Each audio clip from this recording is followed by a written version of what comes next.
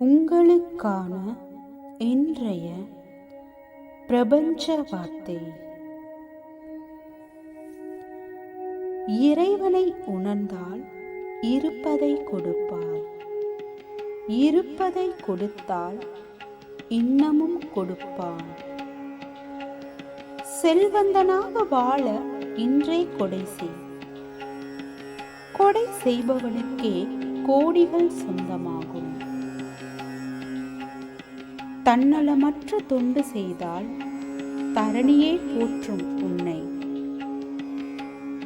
கொடை செய்யும் இதயம் கோடிக்காக நிற்பதில்லை. வறுமையிலும் தானம் செய்தால் வந்துவிடும் வற்றாத ஊற்று. கொடுப்பவனுக்கே கோடி சொந்தம். கோமானின் கூற்று இது.